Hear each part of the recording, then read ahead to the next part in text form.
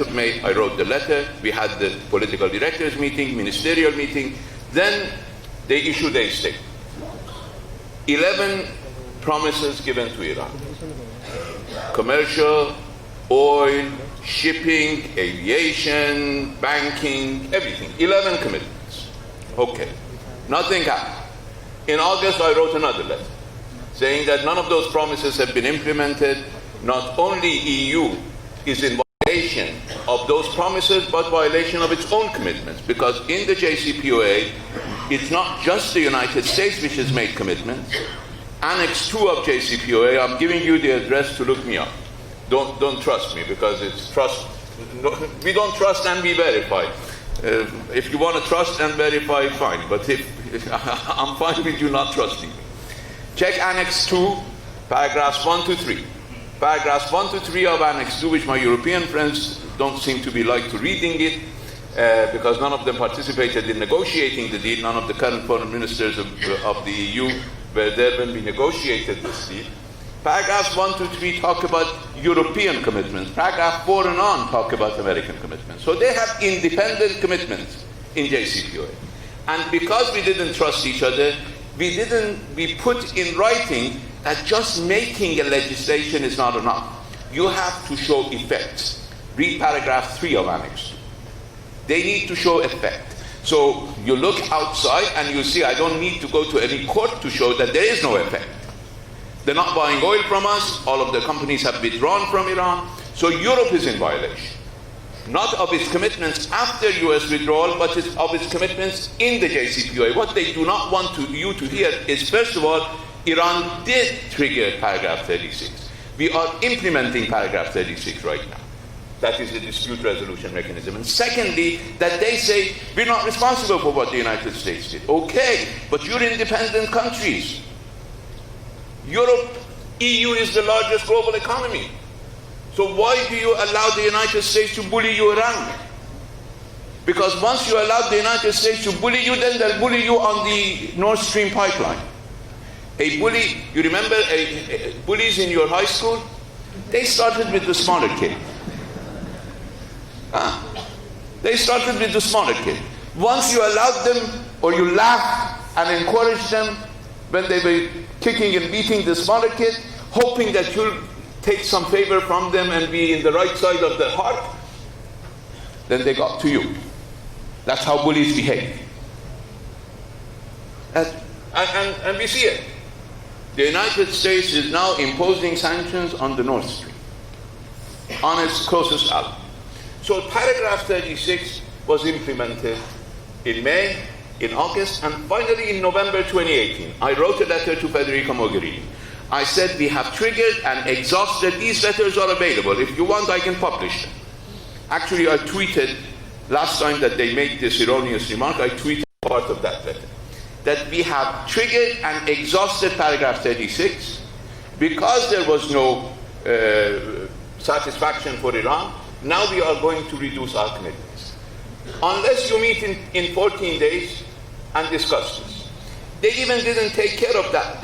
I will respond to this letter by the E3. They didn't even respond to my letter. I think they still believe that the sun never sets in the British Empire. They didn't even respond. As if we were just subjects of JCPOA, not partners in JCPOA. If you read JCPOA, Iran is not a subject. We're a member, we're a participant. So none of my letters they responded to, including my last letter in November of 2018, where I wrote that we have exhausted the procedure and now it's the time for us to take measures. We gave them another 6 months, from November to May of 2019, before we took our first step. And the steps that we have taken are all within JCPOA.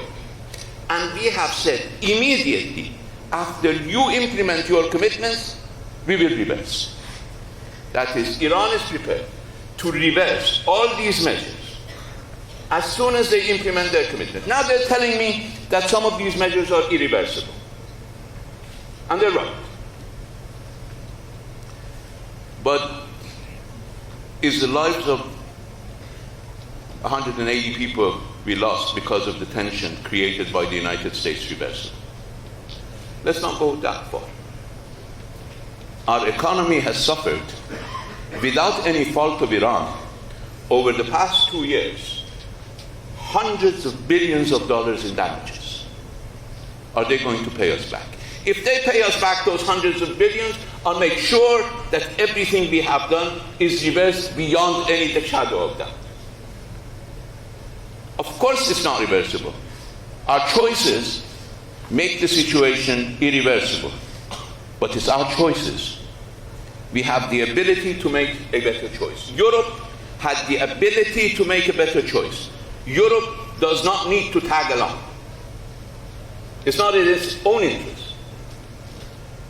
Now, the United States didn't like General Soleimani, although he was the single most effective force against Daesh. If you don't believe me, see they're celebrating. Who are celebrating the death of Soleimani? Not the ordinary people. In 430 Indian cities, they mourned his death. Two people are celebrating, President Trump and Pompeo and Daesh. You call them strange bedfellows? Not necessarily. Iran has asked for the removal of US troops from the region, especially from Iraq. That is a demand there. No, we didn't ask for them. Iraqis did. Iraqis did that? Yeah, it was the parliament of Iraq which voted against massive US lobbying. Massive. I mean, the United States and its allies called every single parliamentarian, tried to keep them home. But the Iraqi parliament voted to ask the United States to leave. Will you be happy to see them leave? Well, I think the United States has never brought peace and stability in the region. Look at the situation. They came to Afghanistan 19 years ago. We did not, we objected in principle, but we did not take any action. Actually, I went to Bonn, and I was instrumental, in all modesty, in getting the new Afghan government in place. Don't listen to me, listen to the Americans who participated in that, including the head of the US delegation. I forgot his name. Oras Dal Khalilzad was there.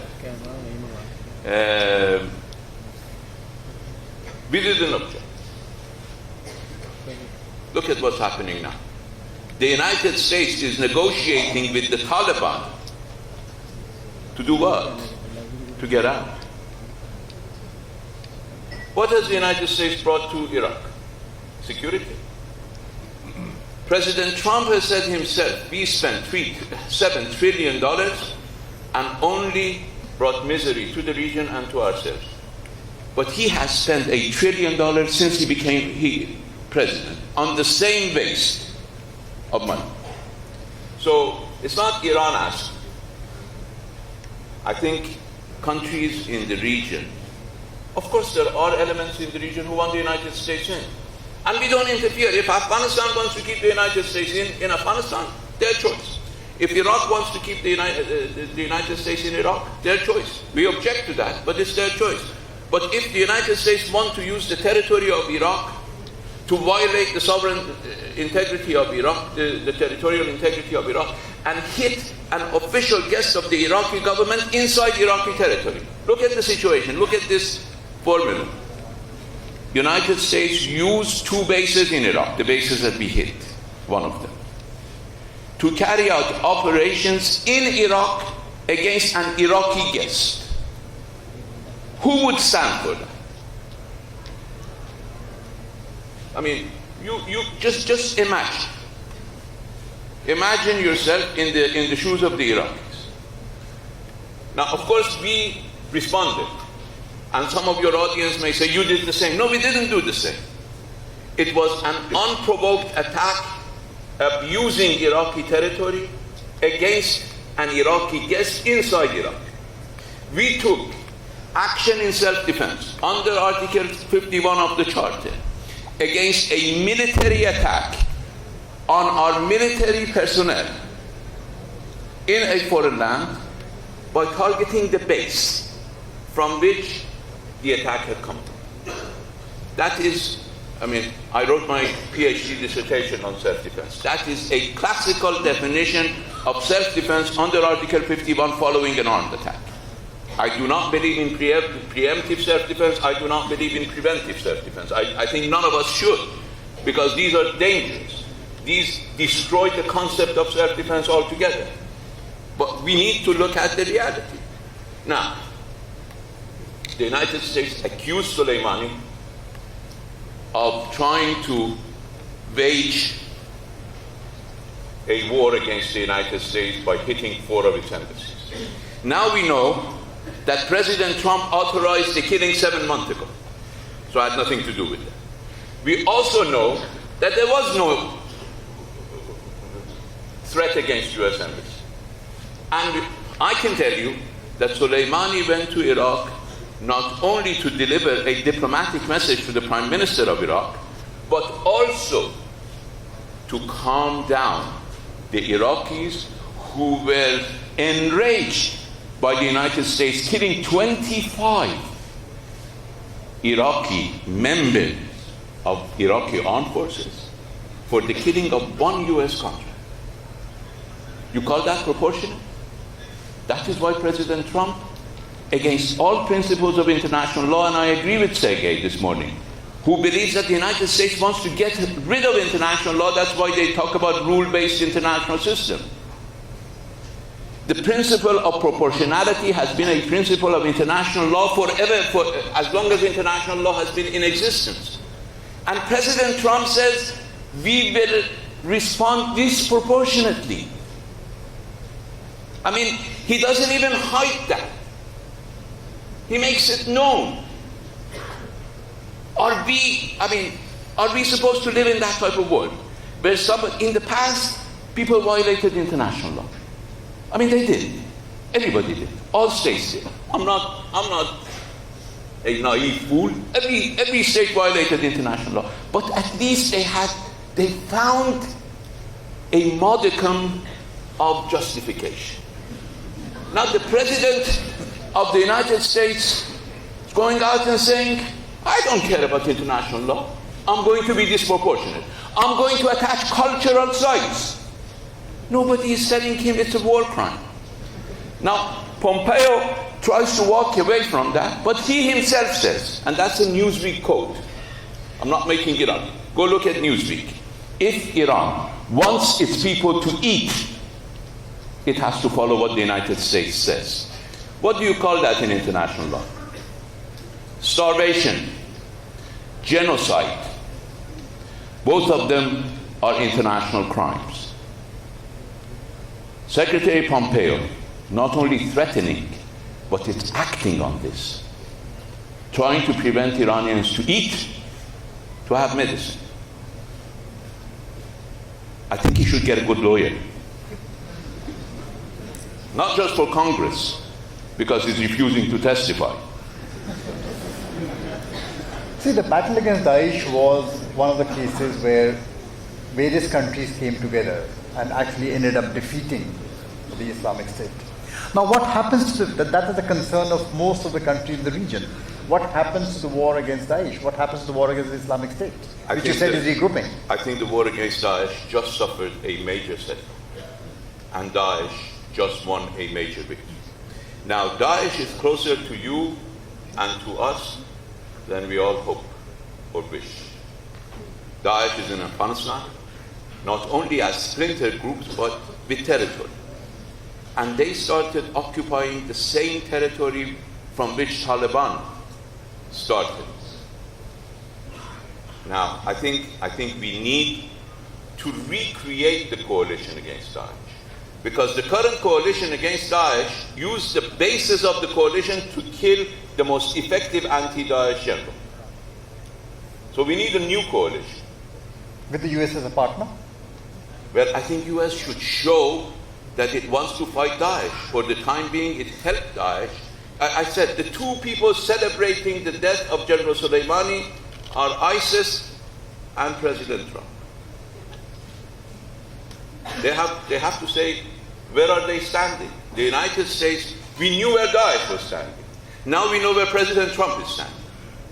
Somebody has to clarify. I hope Daesh at least says that I'm not following President Trump.